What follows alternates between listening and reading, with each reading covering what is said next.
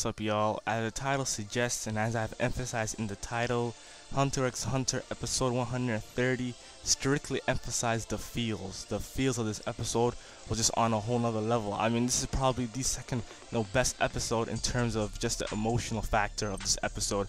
I mean, the hype was just crazy also.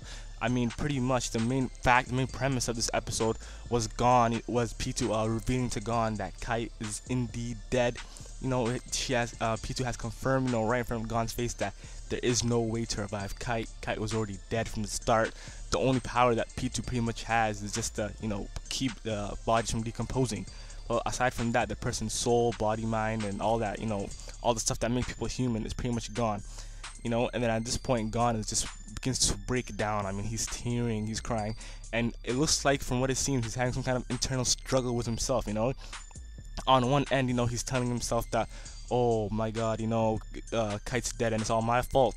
If I hadn't tagged along with him on this mission and whatnot, Kite would have been here. Kite's dead because of me. It's my fault. Blah blah blah.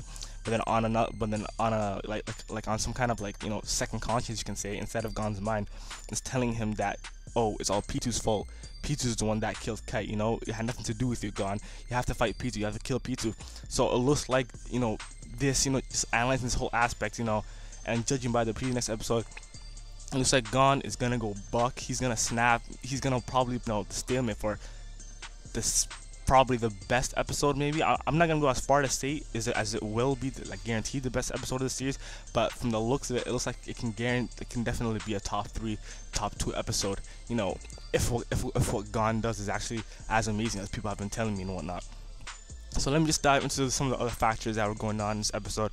So pretty much, the beginning episode was kind of slow, but it did have some kind of interesting bits and whatnot.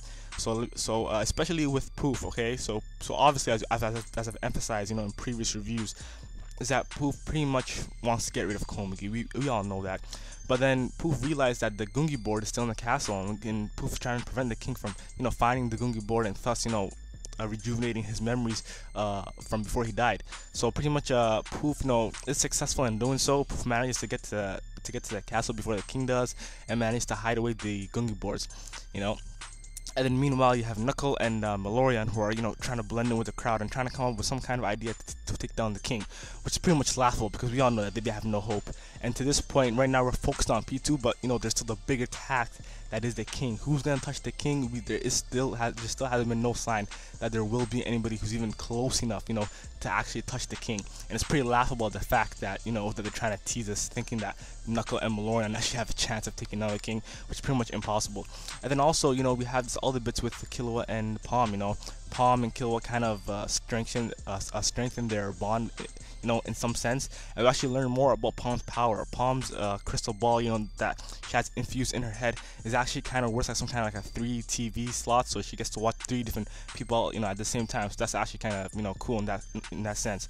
So overall, it was a fantastic episode. I mean, the hype has been built, the stage is set, for a fight between Gon and P2. So if you like what you see, don't forget to subscribe and like.